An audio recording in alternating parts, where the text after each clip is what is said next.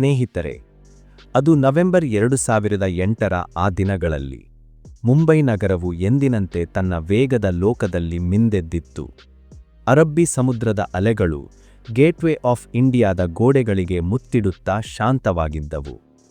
ಆದರೆ ಆ ಶಾಂತಿಯ ಹಿಂದೆ ಒಂದು ಭೀಕರ ಸುನಾಮಿ ಅಡಗಿದೆ ಎಂದು ಯಾರೂ ಊಹಿಸಿರಲಿಲ್ಲ. ಕರಾಚಿಯ ತೀರದಿಂದ 10 ಮಂದಿ ತರಬೇತಿ ಪಡೆದ ಹಂತಕರು MV ಕುಬೇರ್ ಎಂಬ ಭಾರತೀಯ ಮೀನುಗಾರರ ದೋಣಿಯನ್ನು ಹೈಜಾಕ್ ಮಾಡಿ ಅದರ ಕ್ಯಾಪ್ಟನ್ ಅಮರ್ ಸಿಂಗ್ ಸೋಲಂಕಿ ಅವರನ್ನು ಅಮಾನುಷವಾಗಿ ಹತ್ಯೆಗೈದು ಮುಂಬೈನತ್ತ ಮುನ್ನುಗ್ಗುತ್ತಿದ್ದರು. ಅವರ ಕಣ್ಣುಗಳಲ್ಲಿ ಕೇವಲ ರಕ್ತದಾಹವಿತ್ತು ಮತ್ತು ಕೈಗಳಲ್ಲಿ ಅತ್ಯಾಧುನಿಕ AK-47 ರೈಫಲ್ಗಳಿದ್ದವು. ರಾತ್ರಿ 8 ಗಂಟೆಯ ಸುಮಾರಿಗೆ ಅವರು ಕೊಲಾಬಾದ ಬದ್ವಾರ್ ಪಾರ್ಕ್ ತೀರಕ್ಕೆ ಇಳಿದಾಗ ಮುಂಬೈ ಅದನ್ನು ಸಾಮಾನ್ಯ ಘಟನೆಯೆಂದು ಭಾವಿಸಿತ್ತು. ಆ 10 ಯುವಕರು ಬೆನ್ನುಹೊರೆಯಲ್ಲಿ ಮೃತ್ಯುವನ್ನು ಹೊತ್ತು ತಂದಿದ್ದರು. ಅವರು ಗುಂಪುಗಳಾಗಿ ಸೀಳಿಕೊಂಡರು. ಅಲ್ಲಿಂದಲೇ ಆರಂಭವಾಯಿತು ಆಧುನಿಕ ಭಾರತದ ಅತ್ಯಂತ ಕರಾಳ ಅಧ್ಯಾಯ. ಛತ್ರಪತಿ ಶಿವಾಜಿ ಟರ್ಮಿನಲ್ನಲ್ಲಿ ರೈಲಿಗಾಗಿ ಕಾಯುತ್ತಿದ್ದ ಸಾವಿರಾರು ಜನರಿಗೆ ತಾವು ಇನ್ನು ಕೆಲವೇ ಕ್ಷಣಗಳಲ್ಲಿ ಸಾವಿನ ಆರ್ತನಾದವನ್ನು ಕೇಳಲಿದ್ದೇವೆ ಎಂಬ ಕಲ್ಪನೆಯೂ ಇರಲಿಲ್ಲ. ಅಜ್ಮಲ್ ಕಸಬ್ ಮತ್ತು ಅವನ ಸಹಚರ ಇಸ್ಮಾಯಿಲ್ ಖಾನ್ ರೈಲ್ವೆ ನಿಲ್ದಾಣದೊಳಗೆ ನುಗ್ಗಿ ಕಣ್ಣಿಗೆ ಕಂಡವರನ್ನೆಲ್ಲ ಗುಂಡಿಟ್ಟು ಕೊಲ್ಲಲು ಆರಂಭಿಸಿದರು. ಆ ಜನನಿಬಿಡ ನಿಲ್ದಾಣ ಕ್ಷಣಾರ್ಧದಲ್ಲಿ ಹೆಣಗಳ ರಾಶಿಯಾಗಿ ಮಾರ್ಪಟ್ಟಿತು. ಅಮಾಯಕ ಪ್ರಯಾಣಿಕರು ದಿಕ್ಕಾಪಾಲಾಗಿ ಓಡುತ್ತಿದ್ದರೆ ಈ ಕ್ರೂರಿಗಳು ನಗುತ್ತಲೇ ಗುಂಡು ಹಾರಿಸುತ್ತಿದ್ದರು. ಇದು ಕೇವಲ ಒಂದು ದಾಳಿಯಲ್ಲ, ಇದು ಭಾರತದ ಆತ್ಮದ ಮೇಲೆ ನಡೆದ ಇರಿತವಾಗಿತ್ತು. ಮುಂಬೈ ಪೊಲೀಸರು ತಕ್ಷಣವೇ ಸ್ಥಳಕ್ಕೆ ಧಾವಿಸಿದರಾದರೂ ಅವರ ಬಳಿಯಿದ್ದ ಹಳೆಯ ಪಿಸ್ತೂಲುಗಳು ಆಧುನಿಕ ಶಸ್ತ್ರಾಸ್ತ್ರಗಳ ಮುಂದೆ ಶೂನ್ಯವಾಗಿದ್ದವು. ನಗರದಾದ್ಯಂತ ಬಾಂಬ್ ಸ್ಫೋಟಗಳು ಮತ್ತು ಗುಂಡಿನ ಸದ್ದು ಕೇಳಿಬರುತ್ತಿದ್ದಂತೆ ಇಡೀ ಮುಂಬೈ ಸ್ತಬ್ಧವಾಯಿತು. ಆ ಕರಾಳ ರಾತ್ರಿಯ ರಕ್ತಸಿಕ್ತ ಅಧ್ಯಾಯದ ಮೊದಲ ಪುಟ ಹೀಗೆ ಬರೆಯಲ್ಪಟ್ಟಿತು. ನವೆಂಬರ್ 26ರ ಆ ರಾತ್ರಿ ಮುಂಬೈನ ಗೇಟ್ವೇ ಆಫ್ ಇಂಡಿಯಾದ ಎದುರು ಅಚಲವಾಗಿ ನಿಂತಿದ್ದ ತಾಜ್ ಪ್ಯಾಲೇಸ್ ಹೋಟೆಲ್ 100 ವರ್ಷಗಳ ಇತಿಹಾಸದಲ್ಲಿ ಎಂದೂ ಇಂತಹ ಭೀಕರತೆಯನ್ನು ಕಂಡಿರಲಿಲ್ಲ. ಹೋಟೆಲ್ನ ಭವ್ಯವಾದ ಗುಮ್ಮಟವು ಸಮುದ್ರದ ಗಾಳಿಗೆ ತಂಪಾಗಿತ್ತಾದರೂ ಒಳಗೆ ನಡೆಯುತ್ತಿದ್ದ ಸಂಚು ಅದಾಗಲೇ ಸ್ಫೋಟಗೊಳ್ಳಲು ಸಿದ್ಧವಾಗಿತ್ತು. ರಾತ್ರಿ ಸುಮಾರು 9:35ರ ಸಮಯಕ್ಕೆ ಲಷ್ಕರೆ ತಯ್ಯಬಾದ 4 ಸಶಸ್ತ್ರ ಉಗ್ರರು ಹೋಟೆಲ್ನ ಹಿಂಬದಿಯ ದಾರಿಯಿಂದ ಒಳಗೆ ನುಗ್ಗಿದರು. ಮೊದಲಿಗೆ ಯಾವುದೋ ಪಟಾಕಿ ಸಿಡಿದ ಶಬ್ದವೆಂದು ಭಾವಿಸಿದ್ದ ಅತಿಥಿಗಳು ಮತ್ತು ಹೋಟೆಲ್ ಸಿಬ್ಬಂದಿಗೆ ಮರುಕ್ಷಣವೇ AK-47 ರೈಫಲ್ಗಳಿಂದ ಹೊರಬಂದ ಗುಂಡುಗಳ ಸರಣಿ ಕಿವಿಡು ಮಾಡಿತ್ತು. ಹೋಟೆಲ್ನ ರಾಜಾತಿಥ್ಯಕ್ಕೆ ಹೆಸರಾಗಿದ್ದ ಭವ್ಯವಾದ ಶಾಮಿಯಾನ ರೆಸ್ಟೋರೆಂಟ್ ಮತ್ತು ಲಾಬಿಯಲ್ಲಿ ರಕ್ತದ ಸಿಂಚನವಾಯಿತು. ಅಮಾಯಕ ಅತಿಥಿಗಳು ತಿನ್ನುತ್ತಿದ್ದ ತಟ್ಟೆಗಳು ನೆಲಕ್ಕೆ ಬಿದ್ದು ಪುಡಿಯಾದವು. ಹರಟೆಯಲ್ಲಿ ಮಗ್ನರಾಗಿದ್ದ ಪ್ರವಾಸಿಗರು ಗುಂಡಿನ ದಾಳಿಗೆ ಸಿಲುಕಿ ಪ್ರಾಣಬಿಟ್ಟರು. ಹೋಟೆಲ್ನ ನಯನ ಮನೋಹರವಾದ ಅಮೃತಶಿಲೆಯ ನೆಲವು ಕ್ಷಣಾರ್ಧದಲ್ಲಿ ಕೆಂಪು ಬಣ್ಣಕ್ಕೆ ತಿರುಗಿತು. ಉಗ್ರರು ಕಣ್ಣಿಗೆ ಕಂಡವರನ್ನೆಲ್ಲ ಬೇಟೆಯಾಡಲು ಶುರುಮಾಡಿದರು. ಅವರಲ್ಲಿ ಯಾವುದೇ ಕನಿಕರವಿರಲಿಲ್ಲ, ಕೇವಲ ಗುರಿ ಮಾತ್ರವಿತ್ತು. ಗುಂಡಿನ ಚಕಮಕಿ ತೀವ್ರಗೊಳ್ಳುತ್ತಿದ್ದಂತೆ ಹೋಟೆಲ್ನಲ್ಲಿದ್ದ 100 ಜನರಿಗೆ ಏನಾಗುತ್ತಿದೆ ಎಂದು ತಿಳಿಯದೆ ದಿಕ್ಕಾಪಾಲಾಗಿ ಓಡತೊಡಗಿದರು. ಕೆಲವರು ಮೇಜಿನ ಅಡಿ ಅಡಗಿಕೊಂಡರೆ ಇನ್ನು ಕೆಲವರು ಕಿಚನ್ ಮತ್ತು ಸ್ಟೋರೇಜ್ ರೂಮ್ಗಳತ್ತ ಧಾವಿಸಿದರು. ದಾಳಿಕೋರರು ಹೋಟೆಲ್ನ ಹಳೆಯ ಕಟ್ಟಡ ಮತ್ತು ಹೊಸ ಕಟ್ಟಡ ಎರಡರಲ್ಲಿಯೂ ಅಟ್ಟಹಾಸ ಮೆರೆಯುತ್ತಿದ್ದರು. ಪ್ರತಿ ಮಹಡಿಯ ಮೇಲೆ ಗ್ರೆನೇಡ್ಗಳನ್ನು ಎಸೆಯುತ್ತಾ ಬೆಂಕಿ ಹಚ್ಚುತ್ತಾ ಮುಂದೆ ಸಾಗಿದರು. ತಾಜ್ ಹೋಟೆಲ್ನ ವಿಶಿಷ್ಟವಾದ ಕೆಂಪು ಗುಮ್ಮಟಕ್ಕೆ ಬೆಂಕಿ ಬಿದ್ದಾಗ ಆ ಜ್ವಾಲೆಗಳು ಆಕಾಶವನ್ನೇ ಮುಟ್ಟುವಂತೆ ಕಂಡವು. ಟಿವಿ ಪರದೆಗಳ ಮೇಲೆ ನೇರ ಪ್ರಸಾರವಾಗುತ್ತಿದ್ದ ಆ ದೃಶ್ಯ ಇಡೀ ವಿಶ್ವವನ್ನೇ ಬೆಚ್ಚಬೀಳಿಸಿತ್ತು. ಹೋಟೆಲ್ನ ಒಳಗಿದ್ದ ವಿದೇಶಿ ಗಣ್ಯರು, ವ್ಯಾಪಾರಿಸ್ತರು ಮತ್ತು ಸಾಮಾನ್ಯ ಸಿಬ್ಬಂದಿ ಎಲ್ಲರೂ ಸಾವಿನ ಅಂಚಿನಲ್ಲಿದ್ದರು. ಪ್ರತಿ 10 ನಿಮಿಷಕ್ಕೆ ಕೇಳಿಬರುತ್ತಿದ್ದ ಸ್ಫೋಟದ ಶಬ್ದವು ನಗರದ ಜನರಲ್ಲಿ ನಡುಕ ಹುಟ್ಟಿಸುತ್ತಿತ್ತು. ಹೋಟೆಲ್ನ ಒಳಗಿನ ಫೋನ್ ಲೈನ್ಗಳು ಕತ್ತರಿಸಲ್ಪಟ್ಟಿದ್ದವು ಮತ್ತು ಅತಿಥಿಗಳು ತಮ್ಮ ಪ್ರೀತಿ ಪಾತ್ರರಿಗೆ ಕಳುಹಿಸುತ್ತಿದ್ದ ಕೊನೆಯ ಸಂದೇಶಗಳು ಆ ರಾತ್ರಿಯ ಭೀಕರತೆಯನ್ನು ಜಗತ್ತಿಗೆ ಸಾರುತ್ತಿದ್ದವು. ಈ ಮಹಾ ದುರಂತದ ನಡುವೆಯೂ ಹುಟ್ಟಿಕೊಂಡಿದ್ದು ಶೌರ್ಯದ ಅಪ್ರತಿಮ ಕಥೆಗಳು. ಹೋಟೆಲ್ನ ಪ್ರಧಾನ ವ್ಯವಸ್ಥಾಪಕ ಕರಂಬೀರ್ ಸಿಂಗ್ ಬೆಹ್ರೆ ಅವರು ತಮ್ಮ ಕುಟುಂಬವು ಹೋಟೆಲ್ನ ಮೇಲಿನ ಮಹಡಿಯಲ್ಲಿದೆ ಎಂದು ತಿಳಿದಿದ್ದರೂ ತಮ್ಮ ಕರ್ತವ್ಯವನ್ನು ಬಿಡಲಿಲ್ಲ. ತಮ್ಮ ಪತ್ನಿ ಮತ್ತು 2 ಪುಟ್ಟ ಮಕ್ಕಳು ಬೆಂಕಿಯ ಜ್ವಾಲೆಯಲ್ಲಿ ಸಿಲುಕಿ ಮೃತಪಟ್ಟಿದ್ದಾರೆ ಎಂಬ ಸುದ್ದಿ ತಿಳಿದ ಮೇಲೂ ಅವರು ಅತಿಥಿಗಳನ್ನು ರಕ್ಷಿಸುವುದನ್ನೇ ಮೊದಲ ಆದ್ಯತೆಯಾಗಿರಿಸಿಕೊಂಡರು. ಇಂತಹ ಕಠಿಣ ನಿರ್ಧಾರಗಳನ್ನು ತೆಗೆದುಕೊಳ್ಳಲು ಕೇವಲ ಮಾನವೀಯತೆಗಿಂತ ಮೀರಿದ ದೈವಿತ್ವ ಬೇಕಿತ್ತು. ಅಡುಗಮನೆಯಲ್ಲಿದ್ದ ಸಿಬ್ಬಂದಿಗಳು ಅತಿಥಿಗಳನ್ನು ಗುಪ್ತ ದಾರಿಗಳ ಮೂಲಕ ನೆಲದಳಿಗೆ ಕರೆದೊಯ್ಯುತ್ತಿದ್ದರು. ಹಲವು ಯುವ ವೇಟರ್ಗಳು ತಮ್ಮ ಪ್ರಾಣದ ಹಂಗು ತೊರೆದು ಅತಿಥಿಗಳಿಗೆ ನೀರು ಮತ್ತು ಆಹಾರ ತಲುಪಿಸುತ್ತಿದ್ದರು. ಉಗ್ರರು ಪ್ರತಿಯೊಂದು ಕೋಣೆಯನ್ನು ಬಡಿದು ತೆರೆಯಲು ಯತ್ನಿಸುತ್ತಿದ್ದರು. ಬಾಗಿಲು ತೆರೆಯದಿದ್ದರೆ ಅಲ್ಲಿಗೆ ಗುಂಡು ಹಾರಿಸಿ ಅಥವಾ ಗ್ರೆನೇಡ್ ಎಸೆದು ಒಳಗಿದ್ದವರನ್ನು ಕೊಲ್ಲುತ್ತಿದ್ದರು. ದಾಳಿಕೋರರು ತಮ್ಮ ಹ್ಯಾಂಡ್ಸೆಟ್ಗಳ ಮೂಲಕ ಪಾಕಿಸ್ತಾನದಲ್ಲಿದ್ದ ತಮ್ಮ ಆಕಾಕಂದರೊಂದಿಗೆ ನಿರಂತರ ಸಂಪರ್ಕದಲ್ಲಿದ್ದರು. ಅಲ್ಲಿಂದ ಅವರಿಗೆ ಕೊಲ್ಲುವುದನ್ನು ನಿಲ್ಲಿಸಬೇಡಿ, ಬೆಂಕಿ ಹಚ್ಚುವುದನ್ನು ಮುಂದುವರಿಸಿ ಎಂಬ ಆಜ್ಞೆಗಳು ಬರುತ್ತಲೇ ಇದ್ದವು. ರಾತ್ರಿಯಿಡೀ ನಡೆದ ಈ ಮುತ್ತಿಗೆಯಲ್ಲಿ ತಾಜ್ ಹೋಟೆಲ್ ಕೇವಲ ಯುದ್ಧಭೂಮಿಯಾಗಿರಲಿಲ್ಲ, ಅದು ಮಾನವಕುಲದ ಕ್ರೌರ್ಯ ಮತ್ತು ದೈವತ್ವದ ನಡುವಿನ ಸಂಘರ್ಷವಾಗಿತ್ತು. ಬೆಳಗಾಗುವಷ್ಟೊತ್ತಿಗೆ ಹೋಟೆಲ್ನ ಭವ್ಯವಾದ ಮೆಟ್ಟಿಲುಗಳ ಮೇಲೆ ಶವಗಳ ರಾಶಿ ಬಿದ್ದಿತ್ತು. ಬೆಂಕಿಯ ಕಾರಣದಿಂದಾಗಿ ಹೋಟೆಲ್ನ ಒಳಾಂಗಣವು ಕಪ್ಪಾಗಿತ್ತು ಮತ್ತು ಹೊಗೆಯಿಂದಾಗಿ ಉಸಿರಾಡುವುದು ಕಷ್ಟವಾಗಿತ್ತು. ಮುಂಬೈ ಪೊಲೀಸರ ಸಣ್ಣ ತಂಡವೊಂದು ಆರಂಭದಲ್ಲಿ ಒಳಗೆ ನುಗ್ಗಲು ಪ್ರಯತ್ನಿಸಿತಾದರೂ ಆಧುನಿಕ ಶಸ್ತ್ರಾಸ್ತ್ರಗಳೊಂದಿದ್ದ ಉಗ್ರರ ಮುಂದೆ ಅವರು ಮಂಕಾದರು. ಆದರೂ ರಾಹುಲ್ ಶಿಂದೆಯಂತಹ ಕಾನ್ಸ್ಟೇಬಲ್ಗಳು ಪ್ರಾಣವನ್ನೇ ಪಣಕ್ಕಿಟ್ಟು ಹೋರಾಡಿದರು. ಮರುದಿನ ಎನ್ಎಸ್ಜಿ ಕಮಾಂಡೋಗಳು ಬರುವವರೆಗೂ ಈ ಮರಣ ಮೃದಂಗ ನಿರಂತರವಾಗಿ ಸಾಗಿಹೋಯಿತು. ಹೋಟೆಲ್ನ ಒಳಗಿದ್ದ ಅತಿಥಿಗಳು ಕಿಟಕಿಗಳ ಮೂಲಕ ಅಸಹಾಯಕವಾಗಿ ನೋಡುತ್ತಾ ಸಹಾಯಕ್ಕಾಗಿ ಯಾಚಿಸುತ್ತಿದ್ದರು. ತಾಜ್ ಮಹಲ್ ಪ್ಯಾಲೇಸ್ ಎಂಬ ವೈಭವದ ಸೌಧ ಅಂದು ಕಣ್ಣೀರಿನ ಕಣಿವೆಯಾಗಿತ್ತು. ಅಲ್ಲಿನ ಪ್ರತಿ ಇಟ್ಟಿಗೆಯೂ ಆ ರಾತ್ರಿ ಕಂಡ ಕ್ರೌರ್ಯವನ್ನು ಕಿರುಚುತ್ತಿದ್ದವು. ಈ ಮುತ್ತಿಗೆ ಕೇವಲ ಗಂಟೆಗಳದ್ದಾಗಿರಲಿಲ್ಲ, ಅದು ಪ್ರತಿ ಸೆಕೆಂಡಿಗೂ 100 ಸಾವಿನ ಭಯ ಹುಟ್ಟಿಸುವಂತಹ ಸುದೀರ್ಘ ಕಾದಾಟವಾಗಿತ್ತು. ಹೋಟೆಲ್ನ ಐತಿಹಾಸಿಕ ಪೀಠೋಪಕರಣಗಳು, ಅಮೂಲ್ಯವಾದ ಕಲಾಕೃತಿಗಳು ಎಲ್ಲವೂ ಬೆಂಕಿಗೆ ಆಹುತಿಯಾದವು. ಆದರೆ ಅದಕ್ಕಿಂತ ಹೆಚ್ಚಾಗಿ ಅಮಾಯಕ ಜೀವಿಗಳ ಕನಸುಗಳು ಅಲ್ಲಿ ಭಸ್ಮವಾದವು. ಮುಂಬೈ ಪೊಲೀಸರು ಮತ್ತು ಸ್ಥಳೀಯ ಸೈನಿಕರು ತಮ್ಮ ಶಕ್ತಿ ಮೀರಿ ಹೋರಾಡುತ್ತಿದ್ದರು. ತರಬೇತಿ ಪಡೆದ ಹಂತಕರು ಹೋಟೆಲ್ನ ಸಂಕೀರ್ಣವಾದ ಗಲ್ಲಿಗಳಲ್ಲಿ ಅಡಗಿಕೊಂಡು ಅಟ್ಟಹಾಸ ಮೆರೆಯುತ್ತಿದ್ದರು. ಇಡೀ ದೇಶದ ಕಣ್ಣುಗಳು ಅಂದು ದೆಹಲಿಯತ್ತ ನೆಟ್ಟಿದ್ದವು. ಭಾರತದ ಅತ್ಯಂತ ಶಕ್ತಿಶಾಲಿ ಮತ್ತು ಗಣ್ಯದಳವಾದ ಎನ್ಎಸ್ಜಿ, ಅಂದರೆ ಬ್ಲ್ಯಾಕ್ ಕ್ಯಾಟ್ಸ್, ಮುಂಬೈಗೆ ಬಂದು ತಲುಪುವ ವೇಳೆಗೆ ಪರಿಸ್ಥಿತಿ ಮಿತಿಮೀರಿ ಹೋಗಿತ್ತು. ದೆಹಲಿಯಿಂದ ಬಂದ ವಿಮಾನವು ಮುಂಬೈನಲ್ಲಿ ಇಳಿದಾಗ ಕಮಾಂಡೋಗಳ ಮುಂದೆ ಇದ್ದ ಸವಾಲು ಸಾಮಾನ್ಯವಾದದ್ದಲ್ಲ. ತಾಜ್ ಪ್ಯಾಲೇಸ್ ಹೋಟೆಲ್ ಎನ್ನುವುದು ಒಂದು ಸಣ್ಣ ಕಟ್ಟಡವಲ್ಲ, ಅದು ಸಾವಿರಾರು ಕೋಣೆಗಳು, ರಹಸ್ಯ ದಾರಿಗಳು, ಅಡುಗೆ ಮನೆಗಳು ಮತ್ತು ಕಿಲೋಮೀಟರ್ಗಳಷ್ಟು ಉದ್ದದ ಹಜಾರಗಳನ್ನು ಹೊಂದಿದ್ದ ಒಂದು ಸುದೀರ್ಘ ಚಕ್ರವ್ಯೂಹವಾಗಿತ್ತು. ಈ ಚಕ್ರವ್ಯೂಹದೊಳಗೆ ಅಡಗಿದ್ದ 4 ಕ್ರೂರಿಗಳು ಆಧುನಿಕ ಶಸ್ತ್ರಾಸ್ತ್ರಗಳು ಮತ್ತು ಹ್ಯಾಂಡ್ ಗ್ರೆನೇಡ್ಗಳನ್ನು ಎಸೆದು ಪ್ರತಿಯೊಂದು ಅಡಿಯನ್ನು ಮೃತ್ಯು ಪಾಶವನ್ನಾಗಿ ಮಾಡಿದ್ದರು. ಈ ಕಾರ್ಯಾಚರಣೆಗೆ ಆಪರೇಷನ್ ಬ್ಲ್ಯಾಕ್ ಟಾರ್ನಿಡೋ ಎಂದು ಹೆಸರಿಡಲಾಗಿತ್ತು. ಕಪ್ಪು ದಿರಿಸು ಧರಿಸಿದ, ಮುಖಕ್ಕೆ ಮುಖವಾಡ ತೊಟ್ಟ ಈ ಸೈನಿಕರು ಹೋಟೆಲ್ನ ಲಾಬಿಗೆ ನುಗ್ಗಿದಾಗ ಇಡೀ ಭಾರತದಲ್ಲಿ ಒಂದು ಆಶಾಕಿರಣ ಮೂಡಿತು. ಆದರೆ ಈ ಕಾರ್ಯಾಚರಣೆಯ ಪ್ರತಿಯೊಂದು ಹೆಜ್ಜೆಯೂ ರಕ್ತದಿಂದ ಬರೆಯಲ್ಪಡಬೇಕಿತ್ತು ಎಂಬ ಕಟು ಸತ್ಯ ಯಾರಿಗೂ ತಿಳಿದಿರಲಿಲ್ಲ. ಈ ಕಾರ್ಯಾಚರಣೆಯ ನೇತೃತ್ವ ವಹಿಸಿದ್ದವರು ಕರ್ನಾಟಕದ ಹೆಮ್ಮೆಯ ಪುತ್ರ ಮೇಜರ್ ಸಂದೀಪ್ ಉನ್ನಿಕೃಷ್ಣನ್. ಅವರು ಕೇವಲ ಆದೇಶ ನೀಡುವ ಅಧಿಕಾರಿಯಾಗಿರಲಿಲ್ಲ, ಬದಲಾಗಿ ತನ್ನ ತಂಡಕ್ಕಿಂತ ಮುಂಚಿತವಾಗಿ ತಾನೇ ಗುಂಡಿನ ಮಳೆಗೆ ಎದೆಯೊಡ್ಡಿ ನಿಲ್ಲುವ ಅಪ್ಪಟ ವೀರನಾಗಿದ್ದರು. ಸಂದೀಪ್ ಅವರು ಹೋಟೆಲ್ನ ಹಳೆಯ ಕಟ್ಟಡದ 6 ಮಹಡಿಗಳನ್ನು ತಲುಪಲು ನಿರ್ಧರಿಸಿದರು. ಅಲ್ಲಿ ನೂರಾರು ಅತಿಥಿಗಳು ಪ್ರಾಣಭಯದಿಂದ ತಮ್ಮ ಕೋಣೆಗಳೊಳಗೆ ಅವಿತು ಕುಳಿತಿದ್ದರು. ವಿದ್ಯುತ್ ಸಂಪರ್ಕ ಕಡಿತಗೊಂಡಿದ್ದ ಹೋಟೆಲ್ನ ಕಾರಿಡಾರ್ಗಳಲ್ಲಿ ಕತ್ತಲು ಕವಿದಿತ್ತು.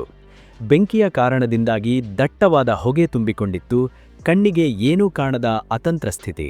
ಕಮಾಂಡೋಗಳು ತಮ್ಮ ತಲೆಯ ಮೇಲಿದ್ದ ನೈಟ್ ವಿಷನ್ ಗ್ಲಾಸ್ಗಳ ಸಹಾಯದಿಂದ ಒಂದೊಂದೇ ಕೋಣೆಯನ್ನು ಪರೀಕ್ಷಿಸುತ್ತಾ ಮುನ್ನುಗ್ಗುತ್ತಿದ್ದರು. ಪ್ರತಿ ಬಾರಿ ಕೋಣೆಯ ಬಾಗಿಲು ತೆರೆದಾಗಲೂ ಅಲ್ಲಿ ಉಗ್ರರಿದ್ದಾರೋ ಅಥವಾ ಪ್ರಾಣಭಯದಲ್ಲಿರುವ ಅತಿಥಿಗಳಿದ್ದಾರೋ ಎಂಬ ಆತಂಕವಿರುತ್ತಿತ್ತು. ಉಗ್ರರು ಅತಿಥಿಗಳನ್ನು ಗುರಾಣಿಗಳನ್ನಾಗಿ ಬಳಸಿಕೊಳ್ಳುತ್ತಿದ್ದರು. ಇದು ಕಮಾಂಡೋಗಳ ಕೆಲಸವನ್ನು ಮತ್ತಷ್ಟು ಕಠಿಣಗೊಳಿಸಿತ್ತು. ಒಂದು ಹಂತದಲ್ಲಿ ಸಂದೀಪ್ ಅವರ ಸಹೋದ್ಯೋಗಿ ಸುನೀಲ್ ಯಾದವ್ ಅವರು ಗುಂಡಿನೀಟಿಗೆ ತುತ್ತಾಗಿ ಕೆಳಕ್ಕೆ ಬಿದ್ದರು. ಸುತ್ತಲೂ ಗುಂಡಿನ ಸುರಿಮಳೆಯಾಗುತ್ತಿತ್ತು. ಗ್ರೆನೇಡ್ಗಳು ಸಿಡಿದು ಕಿವಿಗಳು ಕಿವುಡಾಗುತ್ತಿದ್ದವು. ಆದರೆ ಸಂದೀಪ್ ಕಿಂಚಿತ್ತೂ ಎದೆಗುಂದಲಿಲ್ಲ. ತನ್ನ ಸಹೋದ್ಯೋಗಿಯನ್ನು ರಕ್ಷಿಸಲು ಅವರು ಶತ್ರುಗಳ ಕಡೆಗೆ ತಮ್ಮ ರೈಫಲ್ನಿಂದ ಸತತವಾಗಿ ಗುಂಡು ಹಾರಿಸುತ್ತಾ ಮುಂದಕ್ಕೆ ಹೋದರು. ಸುನೀಲ್ ಯಾದವ್ ಅವರನ್ನು ಸುರಕ್ಷಿತವಾಗಿ ಹೊರಗೆ ಕಳುಹಿಸಿದ ನಂತರ ಸಂದೀಪ್ ಉನ್ನಿಕೃಷ್ಣನವರು ಏಕಾಂಗಿಯಾಗಿ ಉಗ್ರರನ್ನು ಬೆನ್ನಟ್ಟಲು ನಿರ್ಧರಿಸಿದರು. ಅವರು ತನ್ನ ತಂಡಕ್ಕೆ ನೀಡಿದ ಆ ಒಂದು ಮಾತು, ಮೇಲಕ್ಕೆ ಬರಬೇಡಿ, ನಾನು ಇವರನ್ನು ನೋಡಿಕೊಳ್ಳುತ್ತೇನೆ ಎಂಬುದು ಕೇವಲ ಮಾತಾಗಿರಲಿಲ್ಲ, ಅದು ಬಲಿದಾನದ ಮುನ್ಸೂಚನೆಯಾಗಿತ್ತು. ಸಂದೀಪ್ ಅವರು ಕತ್ತಲಲ್ಲಿ ಅವಿತಿದ್ದ ಉಗ್ರರ ಮೇಲೆರಗಿದರು. ಉಗ್ರರ ಕಡೆಯಿಂದ ಬಂದ ಸತತ ಗುಂಡಿನ ದಾಳಿ ಸಂದೀಪ್ ಅವರ ದೇಹವನ್ನು ಛಿದ್ರಗೊಳಿಸುತ್ತಿದ್ದರೂ ಅವರು ಹೆಜ್ಜೆ ಹಿಂದೆ ಇಡಲಿಲ್ಲ. ಕೊನೆಯ ಉಸಿರಿರುವವರೆಗೂ ಉಗ್ರರನ್ನು ಕಟ್ಟಿಹಾಕಿದ ಅವರು ನೂರಾರು ಅತಿಥಿಗಳು ಹೊರಗೆ ಬರಲು ದಾರಿ ಮಾಡಿಕೊಟ್ಟರು. ಅವರು ಹುತಾತ್ಮರಾದ ಸುದ್ದಿ ಕೇಳಿದಾಗ ಇಡೀ ದೇಶದ ಎದೆ ಒಡೆದಂತಾಯಿತು. ಆದರೆ ಅವರ ಬಲಿದಾನವು ಇತರ ಕಮಾಂಡೋಗಳಲ್ಲಿ ಕೆಚ್ಚನ್ನು ತುಂಬಿತು. ತಾಜ್ ಹೋಟೆಲ್ನ ಕಾರ್ಯಾಚರಣೆಯು ಕೇವಲ 1-2 ಗಂಟೆಗಳಲ್ಲಿ ಮುಗಿಯಲಿಲ್ಲ. ಅದು 3 ಹಗಲು ಮತ್ತು 3 ರಾತ್ರಿಗಳ ಕಾಲ ನಡೆದ ಭೀಕರ ಯುದ್ಧವಾಗಿತ್ತು. ಹೋಟೆಲ್ನ ಅಡುಗೆ ಮನೆಯಲ್ಲಿ ಸಿಲುಕಿದ್ದ ಅತಿಥಿಗಳು ಊಟ ನೀರಿಲ್ಲದೆ ಕತ್ತಲೆಯಲ್ಲಿ ಕಣ್ಣೀರು ಹಾಕುತ್ತಾ ಕುಳಿತಿದ್ದರು. ಎನ್ಎಸ್ಜಿ ಕಮಾಂಡೋಗಳು ಹೋಟೆಲ್ನ ಕಿಟಕಿಗಳಿಂದ ಹಗ್ಗದ ಮೂಲಕ ಕೆಳಕ್ಕೆ ಇಳಿಯುತ್ತಾ ಗ್ಲಾಸ್ ಗೋಡೆಗಳನ್ನು ಒಡೆದು ಒಳಗೆ ನುಗ್ಗಿದರು. ಪ್ರತಿಯೊಂದು ಕೋಣೆಯನ್ನು ಚೆಕ್ ಮಾಡಲು ಗಂಟೆಗಟ್ಟಲೆ ಸಮಯ ಬೇಕಾಯಿತು. ಉಗ್ರರು ಕಾರ್ಪೆಟ್ಗಳಿಗೆ ಬೆಂಕಿ ಹಚ್ಚಿ ಹೊಗೆ ಸೃಷ್ಟಿಸುತ್ತಿದ್ದರು. ಇದರಿಂದ ಕಮಾಂಡೋಗಳ ದೃಷ್ಟಿ ಮಂಜಾಗುತ್ತಿತ್ತು. ಅತ್ತ ಒಬೇರಾಯ್ ಟ್ರೈಡೆಂಟ್ ಮತ್ತು ನಾರಿಮನ್ ಹೌಸ್ನಲ್ಲೂ ಇದೇ ರೀತಿಯ ರಕ್ತಪಾತ ನಡೆಯುತ್ತಿತ್ತು. ಆದರೆ ತಾಜ್ ಹೋಟೆಲ್ನ ವೈಭವ ಮತ್ತು ಅದರ ಅಗಾಧತೆ ಆಪರೇಷನ್ನನ್ನು ಅತ್ಯಂತ ಸವಾಲಿನದ್ದನ್ನಾಗಿ ಮಾಡಿತ್ತು. ಮಾರ್ಕೋಸ್ ಕಮಾಂಡೋಗಳು ಮೊದಲಿಗೆ ಪ್ರವೇಶಿಸಿ ಉಗ್ರರನ್ನು ನಿಯಂತ್ರಿಸಲು ಯತ್ನಿಸಿದ್ದರು. ನಂತರ ಎನ್ಎಸ್ಟಿ ಕಮಾಂಡೋಗಳು ಅಂತಿಮ ಹಂತದ ಕಾರ್ಯಾಚರಣೆಯನ್ನು ಪೂರ್ಣಗೊಳಿಸಿದರು. ಈ ಕಾರ್ಯಾಚರಣೆಯ ಮಧ್ಯೆ ಕಮಾಂಡೋಗಳು ಕಂಡ ದೃಶ್ಯಗಳು ಎದೆನಡುಗಿಸುವಂತಿದ್ದವು. ಹೋಟೆಲ್ನ ಗ್ರ್ಯಾಂಡ್ ಸ್ಟೇರ್ ಕೇಸ್ ಮೇಲೆ ವಿದೇಶಿ ಪ್ರವಾಸಿಗರ ಶವಗಳು ರಕ್ತದ ಮಡುವಿನಲ್ಲಿ ಬಿದ್ದಿದ್ದವು. ಐತಿಹಾಸಿಕ ಪೀಠೋಪಕರಣಗಳು ಬೆಂಕಿಗೆ ಆಹುತಿಯಾಗಿದ್ದವು. ಉಗ್ರರು ತಮ್ಮ ಬ್ಯಾಗ್ನಲ್ಲಿದ್ದ ಡ್ರೈ ಫ್ರೂಟ್ಸ್ ತಿನ್ನುತ್ತಾ ಎನರ್ಜಿ ಡ್ರಿಂಕ್ ಕುಡಿಯುತ್ತಾ ಸತತವಾಗಿ ಹೋರಾಡುತ್ತಿದ್ದರು. ಅವರಿಗೆ ಪಾಕಿಸ್ತಾನದಿಂದ ನಿರಂತರವಾಗಿ ಪ್ರಚೋದನೆ ಮತ್ತು ಮಾರ್ಗದರ್ಶನ ಸಿಗುತ್ತಿತ್ತು. ಅತ್ತ ಕಮಾಂಡೋಗಳು ಮಾತ್ರ ದಿನಗಟ್ಟಲೆ ನಿದ್ದೆ ಮಾಡದೆ ವಿಶ್ರಾಂತಿಯಿಲ್ಲದೆ ಭಾರತದ ಮಣ್ಣಿನ ಗೌರವವನ್ನು ಕಾಪಾಡಲು ಹೋರಾಡುತ್ತಿದ್ದರು. ನವೆಂಬರ್ 29ರ ಮುಂಜಾನೆ ಕಮಾಂಡೋಗಳು ಹೋಟೆಲ್ನ ಲಾಬಿಯಲ್ಲಿ ಅಂತಿಮ ಸುತ್ತಿನ ದಾಳಿ ನಡೆಸಿ ಉಳಿದಿದ್ದ ಉಗ್ರರನ್ನು ಹೊಡೆದುರುಳಿಸಿದರು. ಲಾಬಿಯ ಕನ್ನಡಿಗಳು ಗುಂಡೇಟಿಗೆ ಸಿಡಿದು ಚೂರಾಗಿದ್ದವು. ಎಲ್ಲೆಡೆ ಸ್ಫೋಟದ ಅವಶೇಷಗಳಿದ್ದವು. ಕಾರ್ಯಾಚರಣೆ ಮುಗಿದಾಗ ಹೋಟೆಲ್ನಿಂದ ಹೊರಬಂದ ಕಮಾಂಡೋಗಳ ಮುಖದಲ್ಲಿ ವಿಜಯದ ನಗೆಗಿಂತಲೂ ಹೆಚ್ಚಾಗಿ ಕಳೆದುಕೊಂಡ ಅಮಾಯಕ ಜೀವಿಗಳ ಮತ್ತು ತಮ್ಮ ವೀರ ಮೇಜರ್ ಸಂದೀಪ್ ಅವರ ದುಃಖವಿತ್ತು. ತಾಜ್ ಹೋಟೆಲ್ನ ಈ 60 ಗಂಟೆಗಳ ಮುತ್ತಿಗೆ ಭಾರತದ ಮಿಲಿಟರಿ ಇತಿಹಾಸದ ಸುವರ್ಣ ಅಕ್ಷರಗಳಲ್ಲಿ ಬರೆಯಲ್ಪಟ್ಟ ಅಧ್ಯಾಯ. ಸಂದೀಪ್ ಉನ್ನಿಕೃಷ್ಣನಂತಹ ವೀರರು ಈ ಮಣ್ಣಿನ ರಕ್ಷಣೆಗಾಗಿ ತಮ್ಮ ಹೂವಿನಂತಹ ಬದುಕನ್ನು ಅರ್ಪಿಸಿದರು. ಅವರ ತಾಯಿ ತನ್ನ ಮಗನನ್ನು ಕಳೆದುಕೊಂಡರು. ದೇಶಕ್ಕಾಗಿ ಅವನು ತೋರಿದ ಶೌರ್ಯವನ್ನು ಕಂಡು ಹೆಮ್ಮೆಪಟ್ಟರು. ಈ ಕಾರ್ಯಾಚರಣೆಯು ಕೇವಲ ಉಗ್ರರನ್ನು ಸಾಯಿಸುವ ಕೆಲಸವಾಗಿರಲಿಲ್ಲ, ಅದು ಭಾರತದ ಸಂಕಲ್ಪವನ್ನು ಜಗತ್ತಿಗೆ ತೋರಿಸುವ ದಾರಿಯಾಗಿತ್ತು. ತಾಜ್ ಹೋಟೆಲ್ನ ಕಾರಿಡಾರ್ಗಳಲ್ಲಿ ಇಂದಿಗೂ ಆ ವೀರ ಯೋಧರ ಹೆಜ್ಜೆಗುರುತುಗಳಿವೆ. ಅವರ ಶೌರ್ಯದ ಗಾಥೆಗಳು ಅಲ್ಲಿನ ಗಾಳಿಯಲ್ಲಿ ಅಡಗಿವೆ. ಆಪರೇಷನ್ ಬ್ಲ್ಯಾಕ್ ಟಾರ್ನೆಡೋ ಮುಗಿದಾಗ ಮುಂಬೈ ನಿಟ್ಟುಸಿರುಬಿಟ್ಟು. ಆದರೆ ಆ ನೋವಿನ ಕಲೆಗಳು ಮನುಷ್ಯನ ಮನಸ್ಸಿನಿಂದ ಅಳಿಸು ಹೋಗಲು ವರ್ಷಗಳೇ ಬೇಕಾದವು. ನವೆಂಬರ್ 26ರ ಆ ಮಧ್ಯರಾತ್ರಿ ಮುಂಬೈನ ಗಿರ್ಗಾಂವ್ ಚೌಪಾಟಿ ಸಮುದ್ರ ತೀರವು ಸ್ತಬ್ಧವಾಗಿತ್ತು. ಆದರೆ ಆ ಸ್ತಬ್ಧತೆಯ ಹಿಂದೆ ಒಂದು ಮಹಾ ಬೇಟೆ ಅಡಗಿತ್ತು. ಛತ್ರಪತಿ ಶಿವಾಜಿ ಟರ್ಮಿನಸ್ನಲ್ಲಿ ರಕ್ತದ ಮಜ್ಜನ ಮಾಡಿ ಕಾಮ ಆಸ್ಪತ್ರೆಯ ಹೊರಗೆ ಹಿರಿಯ ಪೊಲೀಸ್ ಅಧಿಕಾರಿಗಳನ್ನು ಹೊಡೆದುರುಳಿಸಿದ್ದ ಅಜ್ಮಲ್ ಕಸಬ್ ಮತ್ತು ಅವನ ಸಹಚರ ಇಸ್ಮಾಯಿಲ್ ಖಾನ್ ಕದ್ದ ಸ್ಕೋಡಾ ಕಾರಿನಲ್ಲಿ ಪರಾರಿಯಾಗಲು ಯತ್ನಿಸುತ್ತಿದ್ದರು. ಅತ್ತ ಮುಂಬೈ ನಗರವೆಲ್ಲ ಬೆಂಕಿಯಲ್ಲಿ ಉರಿಯುತ್ತಿದ್ದಾಗ ಈ ಇಬ್ಬರು ಹಂತಕರು ತಮ್ಮ ಕೃತ್ಯ ಮುಗಿಸಿ ತಪ್ಪಿಸಿಕೊಳ್ಳುವ ಧಾವಂತದಲ್ಲಿದ್ದರು. ಆದರೆ ಅವರ ಹಾದಿಗೆ ಅಡ್ಡವಾಗಿ ನಿಂತಿದ್ದು ಮುಂಬೈ ಪೊಲೀಸರ ಅಪ್ರತಿಮ ಧೈರ್ಯ. ಗಿರ್ಗಾಂವ್ ಚೌಪಾಟಿ ಬಳಿ ಹಾಕಿದ್ದ ಬ್ಯಾರಿಕೇಡ್ ಬಳಿ ಕಾರು ಬಂದಾಗ ಪೊಲೀಸರು ಅದನ್ನು ನಿಲ್ಲಿಸಲು ಸೂಚಿಸಿದರು. ಉಗ್ರರು ಗುಂಡಿನ ದಾಳಿ ನಡೆಸಿದರು. ಪ್ರತಿಯಾಗಿ ಪೊಲೀಸರು ನಡೆಸಿದ ದಾಳಿಯಲ್ಲಿ ಚಾಲಕ ಇಸ್ಮಾಯಿಲ್ ಹತನಾದನು. ಆದರೆ ಕಸಬ್ ಸತ್ತಂತೆ ನಟಿಸಿ ಕಾರಿನಿಂದ ಕೆಳಕ್ಕೆ ಬಿದ್ದಿದ್ದನು. ಅಲ್ಲಿಯೇ ಇದ್ದ ಸಹಾಯಕ ಸಬ್ ಇನ್ಸ್ಪೆಕ್ಟರ್ ತುಕಾರಾಮ್ ಓಂಬ್ಳೆಯವರು ನಿರಾಯುಧರಾಗಿದ್ದರೂ ಕಸಬ್ನ ಹತ್ತಿರ ಹೋದರು. ಯಾವಾಗ ಓಂಬ್ಳೆಯವರು ಕಸಬ್ನನ್ನು ಹಿಡಿಯಲು ಮುಂದಾದರೋ ಆಗ ಕಸಬ್ ತನ್ನ AK-47 ರೈಫಲ್ನಿಂದ ಅವರ ಎದೆಗೆ ಸತತವಾಗಿ ಗುಂಡು ಹಾರಿಸಿದನು. ಆದರೆ ಇತಿಹಾಸದಲ್ಲಿ ಎಂದೂ ಕಾಣದಂತಹ ಶೌರ್ಯವನ್ನು ಓಂಬ್ಳೆಯಲ್ಲಿ ಪ್ರದರ್ಶಿಸಿದರು.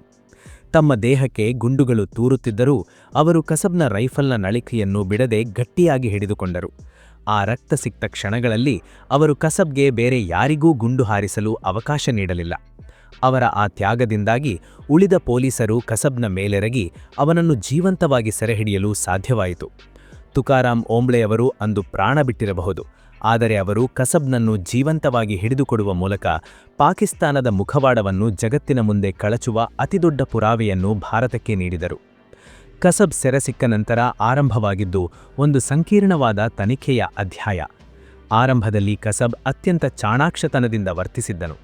ತಾನು ಕೇವಲ ಒಬ್ಬ ದಾರಿಹೋಕ ಎಂದು ತನಗೆ ಯಾವುದೂ ತಿಳಿದಿಲ್ಲ ಎಂದು ಸುಳ್ಳು ಹೇಳಲು ಯತ್ನಿಸಿದನು. ಆದರೆ ಮುಂಬೈ ಕ್ರೈಮ್ ಬ್ರಾಂಚ್ ಅಧಿಕಾರಿಗಳು ಆತನನ್ನು ಎದುರಿಸಿದ ರೀತಿ ಅದ್ಭುತವಾಗಿತ್ತು.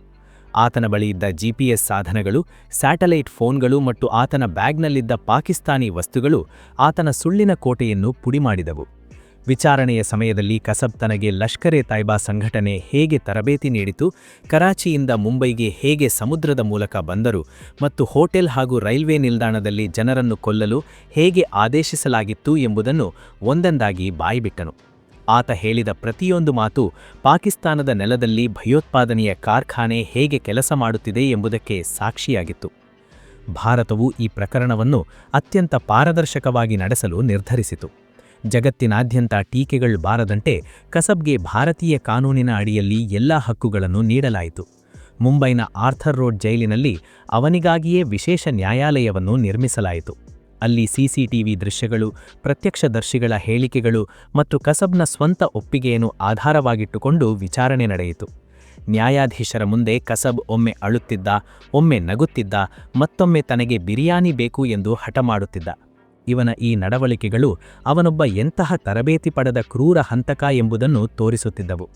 ಪ್ರಾಸಿಕ್ಯೂಟರ್ ಉಜ್ವಲ್ ನಿಕಮ್ ಅವರು ಪ್ರತಿಯೊಂದು ಸಾಕ್ಷ್ಯವನ್ನು ಚಾಣಾಕ್ಷತನದಿಂದ ಮಂಡಿಸಿದರು. ಛತ್ರಪತಿ ಶಿವಾಜಿ ಟರ್ಮಿನಸ್ನಲ್ಲಿ ಕಸಬ್ ಹಾರಿಸಿದ ಪ್ರತಿ ಗುಂಡು ನೂರಾರು ಜನರ ಬದುಕನ್ನು ಹೇಗೆ ಕಿತ್ತುಕೊಂಡಿತು ಎಂಬುದನ್ನು ನ್ಯಾಯಾಲಯಕ್ಕೆ ಮನವರಿಕೆಗೊಳಿಸಿದರು. ಸುಮಾರು 4 ವರ್ಷಗಳ ಕಾಲ ನಡೆದ ಈ ಸುದೀರ್ಘ ಕಾನೂನು ಹೋರಾಟವು ಅಂತಿಮವಾಗಿ 2012ರಲ್ಲಿ ಮುಕ್ತಾಯವಾಯಿತು. ಭಾರತದ ಸರ್ವೋಚ್ಚ ನ್ಯಾಯಾಲಯವು ಕಸಬ್ಗೆ ನೀಡಲಾಗಿದ್ದ ಮರಣದಂಡನೆಯನ್ನು ಎತ್ತಿಹಿಡಿಯಿತು. ನವೆಂಬರ್ 21, 2012ರಂದು ಬೆಳಗಿನ ಜಾವ ಪುಣೆಯ ಏರವಾಡ ಜೈಲಿನಲ್ಲಿ ಕಸಬ್ನನ್ನು ಗಲ್ಲಿಗೇರಿಸಲಾಯಿತು. ಅವನ ಅಂತ್ಯದೊಂದಿಗೆ 26/11ನ ದಾಳಿಯ ನೇರ ಹಂತಕನಿಗೆ ನ್ಯಾಯ ದೊರೆತಂತಾಯಿತು. ಆದರೆ ಈ ವಿಚಾರಣೆಯ ಪ್ರಕ್ರಿಯೆಯಲ್ಲಿ ಭಾರತವು ಜಗತ್ತಿಗೊಂದು ಸಂದೇಶ ನೀಡಿತು: ನಾವು ಪ್ರಜಾಪ್ರಭುತ್ವ ರಾಷ್ಟ್ರ. ನಾವು ಅತ್ಯಂತ ಕ್ರೂರ ಹಂತಕನಿಗೂ ನ್ಯಾಯಾಲಯದಲ್ಲಿ ತನ್ನ ವಾದ ಮಂಡಿಸಲು ಅವಕಾಶ ನೀಡುತ್ತೇವೆ. ಆದರೆ ಅಂತಿಮವಾಗಿ ಸತ್ಯ ಮತ್ತು ನ್ಯಾಯವೇ ಗೆಲ್ಲುತ್ತದೆ. ಕಸಬ್ನ ವಿಚಾರಣೆಯು ಕೇವಲ ಒಬ್ಬ ವ್ಯಕ್ತಿಯ ವಿಚಾರಣೆಯಾಗಿರಲಿಲ್ಲ. ಅದು ಭಯೋತ್ಪಾದನೆಯ ವಿರುದ್ಧ ಭಾರತವು ನಡೆಸಿದ ಐತಿಹಾಸಿಕ ವಿಜಯವಾಗಿತ್ತು. ಆ ಕರಾಳ ರಾತ್ರಿಯಲ್ಲಿ ಪ್ರಾಣ ಕಳೆದುಕೊಂಡ ನೂರಾರು ಆತ್ಮಗಳಿಗೆ ಕಸಬ್ನ ಸಾವು ಸ್ವಲ್ಪ ಸಮಾಧಾನ ನೀಡಿತು. ನವೆಂಬರ್ 29ರ ಮಧ್ಯಾಹ್ನ ತಾಜ್ ಹೋಟೆಲ್ನಿಂದ ಕೊನೆಯ ಭಯೋತ್ಪಾದಕನ ಶವವನ್ನು ಹೊರತಂದಾಗ 60 ಗಂಟೆಗಳ ನರಕ ಸದೃಶ್ಯ ಕಾಲ ಅಂತ್ಯವಾಗಿತ್ತು. ಆದರೆ ಆ 60 ಗಂಟೆಗಳು ಸೃಷ್ಟಿಸಿದ ಗಾಯಗಳು ಅಷ್ಟು ಬೇಗ ಮಾಯವಂತಾಗಿರಲಿಲ್ಲ. ಹೋಟೆಲ್ನ ಭವ್ಯವಾದ ಪಾರಂಪರಿಕ ಕಟ್ಟಡವು ಗುಂಡಿನ ಏಟುಗಳಿಂದ ಛಿದ್ರವಾಗಿತ್ತು, ಬೆಂಕಿಯ ಜ್ವಾಲೆಯಿಂದ ಕಪ್ಪಗಾಗಿತ್ತು ಮತ್ತು ಎಲ್ಲೆಡೆ ಸಾವಿನ ಮೌನ ಆವರಿಸಿತ್ತು. ಇಡೀ ಜಗತ್ತು ಅಂದುಕೊಂಡಿದ್ದು ಏನೆಂದರೆ ತಾಜ್ ಹೋಟೆಲ್ ಇನ್ನು ಎಂದೂ ಮೊದಲಿನಂತೆ ಆಗಲು ಸಾಧ್ಯವಿಲ್ಲ ಎಂದು. ಆದರೆ ಜಗತ್ತಿಗೆ ಭಾರತದ ಅಸಲಿ ಶಕ್ತಿ ಮತ್ತು ಟಾಟಾ ಸಮೂಹದ ಬದ್ಧತೆಯ ಅರಿವಿರಲಿಲ್ಲ. ಈ ಪುನರುತ್ಥಾನದ ಕಥೆಯ ಮುಂಚೂಣಿಯಲ್ಲಿ ನಿಂತವರು ಭಾರತದ ಅಪ್ರತಿಮ ಉದ್ಯಮಿ ರತನ್ ಟಾಟಾ ಅವರು. ದಾಳಿ ನಡೆಯುತ್ತಿರುವ ಸಮಯದಲ್ಲಿ ಮತ್ತು ದಾಳಿ ನಡೆದ ನಂತರದ ದಿನಗಳಲ್ಲಿ ರತನ್ ಟಾಟಾ ಅವರು ತೋರಿದ ನಾಯಕತ್ವವು ಕೇವಲ ಒಬ್ಬ ಉದ್ಯಮಿಯದ್ದಾಗಿರಲಿಲ್ಲ, ಅದು ಒಬ್ಬ ಕರುಣಾಮಯಿ ತಂದೆಯದ್ದಾಗಿತ್ತು. ದಾಳಿ ನಡೆಯುತ್ತಿರುವ ಸಮಯದಲ್ಲೇ ಹೋಟೆಲ್ನ ಹೊರಗೆ ನಿಂತು ಪ್ರತಿಯೊಂದು ಬೆಳವಣಿಗೆಯನ್ನು ಗಮನಿಸುತ್ತಿದ್ದ ಅವರು ದಾಳಿ ಮುಗಿದ ತಕ್ಷಣವೇ ಹೋಟೆಲ್ನ ಒಣಗೆ ಹೆಜ್ಜೆ ಇಟ್ಟರು. ಅಲ್ಲಿ ಅವರು ಕಂಡದ್ದು ರಕ್ತದ ಕಳೆಗಳು ಮತ್ತು ಧ್ವಂಸವಾದ ಗೋಡೆಗಳಲ್ಲ, ಬದಲಾಗಿ ತಮ್ಮ ಸಿಬ್ಬಂದಿಯ ಅಪ್ರತಿಮ ತ್ಯಾಗದ ಗುರುತುಗಳನ್ನು. ಹೋಟೆಲ್ನ ಪ್ರತಿಯೊಬ್ಬ ನೌಕರನೂ ಅತಿಥಿಗಳಿಗಾಗಿ ಪ್ರಾಣವನ್ನೇ ಪಣಕ್ಕಿಟ್ಟಿದ್ದನ್ನು ಕೇಳಿ ಅವರ ಕಣ್ಣುಗಳು ತೇವವಾಗಿದ್ದವು. ಟಾಟಾ ಅವರು ಅಂದು ಒಂದು ಪ್ರತಿಜ್ಞೆ ಮಾಡಿದರು. ನಮ್ಮ ಹೋಟೆಲ್ನ ಪ್ರತಿ ಇಟ್ಟಿಗೆಯನ್ನು ಮೊದಲಿದ್ದಕ್ಕಿಂತಲೂ ಭವ್ಯವಾಗಿ ಮರುನಿರ್ಮಿಸುತ್ತೇವೆ ಮತ್ತು ನಮ್ಮ ಈ ಸಂಕಷ್ಟದಲ್ಲಿ ಜೊತೆಯಾದ ಪ್ರತಿಯೊಬ್ಬ ವ್ಯಕ್ತಿಯನ್ನು ನಾವು ಕಾಪಾಡುತ್ತೇವೆ ಎಂದು. ಟಾಟಾ ಅವರು ಜಾರಿಗೆ ತಂದ Taj public service welfare trust ಭಾರತೀಯ ಕಾರ್ಪೊರೇಟ್ ಚರಿತ್ರೆಯಲ್ಲಿ ಒಂದು ನವ ಮನ್ವಂತರವನ್ನೇ ಸೃಷ್ಟಿ ಮಾಡಿತು. ಅವರು ಕೇವಲ ತಾಜ್ ಹೋಟೆಲ್ನ ನೌಕರರಿಗಷ್ಟೇ ಅಲ್ಲದೆ ಆ ರಸ್ತೆಯಲ್ಲಿದ್ದ ಪೆಟ್ಟಿ ಅಂಗಡಿಯವರಿಗೆ, ಟ್ಯಾಕ್ಸಿ ಚಾಲಕರಿಗೆ ಮತ್ತು ಹೋಟೆಲ್ನ ಹೊರಗೆ ದಾಳಿಗೆ ತುತ್ತಾದ ಪ್ರತಿಯೊಬ್ಬ ವ್ಯಕ್ತಿಗೂ ಸಹಾಯ ಹಸ್ತ ಚಾಚಿದರು. ಮೃತಪಟ್ಟ ನೌಕರರ ಕುಟುಂಬಗಳಿಗೆ ಅವರು ನಿವೃತ್ತಿಯಾಗುವ ತನಕ ಸಿಗಬೇಕಿದ್ದ ಪೂರ್ಣ ಸಂಬಳವನ್ನು ಪ್ರತಿ ತಿಂಗಳು ತಲುಪಿಸುವ ವ್ಯವಸ್ಥೆ ಮಾಡಿದರು. ಅಷ್ಟೇ ಅಲ್ಲದೆ ಆ ಮಕ್ಕಳ ಸಂಪೂರ್ಣ ವಿದ್ಯಾಭ್ಯಾಸ ಮತ್ತು ವೈದ್ಯಕೀಯ ವೆಚ್ಚವನ್ನು ಟಾಟಾ ಸಮೂಹವೇ ವಹಿಸಿಕೊಂಡಿತು. ರತನ್ ಟಾಟಾ ಅವರು ಖುದ್ದಾಗಿ ಪ್ರತಿಯೊಬ್ಬ ಮೃತ ನೌಕರನ ಮನೆಗೆ ಭೇಟಿ ನೀಡಿ ಅವರ ಕುಟುಂಬದವರ ಕೈ ಹಿಡಿದು ಧೈರ್ಯ ತುಂಬಿದರು. ಒಬ್ಬ ಮಹಾನ್ ಉದ್ಯಮಿ ಇಷ್ಟು ಕೆಳಮಟ್ಟದವರೆಗೆ ಬಂದು ಸಾಮಾನ್ಯ ಜನರ ನೋವಿಗೆ ಸ್ಪಂದಿಸಿದ್ದು ಇಡೀ ಜಗತ್ತನ್ನೇ ಬೆರಗುಗೊಳಿಸಿತು. ಹೋಟೆಲ್ನ ಪುನರ್ನಿರ್ಮಾಣ ಕಾರ್ಯವು ಒಂದು ಯುದ್ಧೋಪಾದಿಯಲ್ಲಿ ಆರಂಭವಾಯಿತು. ವಿಶ್ವದ ಅತ್ಯುತ್ತಮ ವಾಸ್ತುಶಿಲ್ಪಿಗಳು ಮತ್ತು ಕುಶಲಕರ್ಮಿಗಳನ್ನು ಕರೆಸಲಾಯಿತು. ತಾಜ್ ಮಹಲ್ ಪ್ಯಾಲೇಸ್ನ ಆ ಪಳೆಯ ವೈಭವವನ್ನು ಮರಳಿ ತರುವುದು ಸುಲಭದ ಮಾತಾಗಿರಲಿಲ್ಲ. ಪ್ರತಿಯೊಂದು ಕಲಾಕೃತಿಯನ್ನು, ಪ್ರತಿಯೊಂದು ಪೀಠೋಪಕರಣವನ್ನು ಮೂಲ ರೂಪಕ್ಕೆ ತರಲು ಹಗಲಿರುಳು ಶ್ರಮಿಸಲಾಯಿತು. ಭಯೋತ್ಪಾದಕರು ಏನನ್ನು ನಾಶ ಮಾಡಲು ಬಯಸಿದ್ದರೋ ಅದನ್ನು ಅದಕ್ಕಿಂತಲೂ ಸುಂದರವಾಗಿ ನಿರ್ಮಿಸುವುದು ಭಾರತದ ಉತ್ತರವಾಗಿತ್ತು. ಕೇವಲ 21 ತಿಂಗಳ ಅವಧಿಯಲ್ಲಿ ತಾಜ್ ಹೋಟೆಲ್ ತನ್ನ ಎಲ್ಲಾ ಗಾಯಗಳನ್ನು ಮರೆಮಾಡಿಸಿ ಹೊಸ ಕಳೆಯೊಂದಿಗೆ ಮತ್ತೆ ತಲೆ ಎತ್ತಿ ನಿಂತಿತು. ಹೋಟೆಲ್ನ ಪುನರುದ್ಘಾಟನೆಯ ದಿನ ರತನ್ ಟಾಟಾ ಅವರು ಮಾಡಿದ ಭಾಷಣ ಎಂದಿಗೂ ಸ್ಮರಣೀಯವಾಗಿದೆ.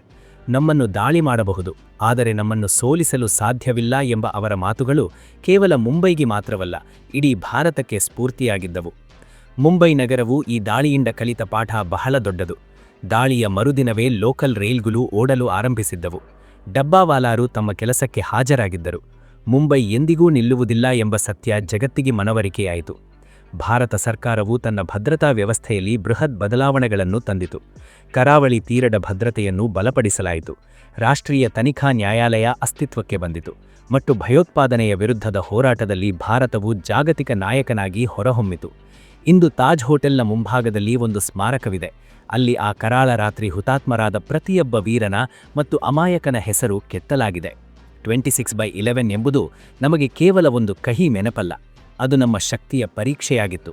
ಆ ಪರೀಕ್ಷೆಯಲ್ಲಿ ಮುಂಬೈ ಗೆದ್ದಿದೆ, ಭಾರತ ಗೆದ್ದಿದೆ.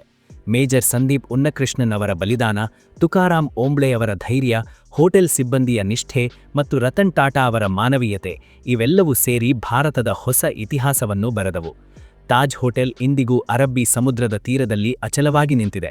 ಅದರ ಗುಮ್ಮಟದ ಮೇಲೆ ಹಾರುವ ತ್ರಿವರ್ಣ ಧ್ವಜ ಸಾರುತ್ತಿದೆ. ಇದು ಭಾರತ. ಇಲ್ಲಿ ಪ್ರೀತಿ ಮತ್ತು ಶೌರ್ಯಕ್ಕೆ ಸಾವಿಲ್ಲ, ಆದರೆ ದ್ವೇಷಕ್ಕೆ ಎಂದಿಗೂ ಜಯವಿಲ್ಲ. ಇದಾಗಿತ್ತು ಸ್ನೇಹಿತರೆ 2008ರ ಮುಂಬೈನ ಭೀಕರ ದಾಳಿಯ ಕುರಿತ ಮಾಹಿತಿ. ವಿಡಿಯೋ ಇಷ್ಟ ಆದರೆ ಲೈಕ್ ಮಾಡಿ, ಶೇರ್ ಮಾಡಿ, ಹಾಗೂ ನೀವಿನ್ನ ಜಿಯೋಸ್ಕೋಪ್ ಕನ್ನಡ ಯೂಟ್ಯೂಬ್ ಚಾನಲ್ ಅನ್ನು ಸಬ್ಸ್ಕ್ರೈಬ್ ಆಗಿಲ್ಲ ಅಂದ್ರೆ ಈ ಕೂಡಲೇ ಸಬ್ಸ್ಕ್ರೈಬ್ ಆಗಿ. ಮುಂದಿನ ಸಂಚಿಕೆಯಲ್ಲಿ ಮತ್ತೊಂದು ವಿಷಯದ ಬಗ್ಗೆ ಮತ್ತೆ ಭೇಟಿಯಾಗೋಣ. ಜೈ ಹಿಂದ್, ಜೈ ಕರ್ನಾಟಕ.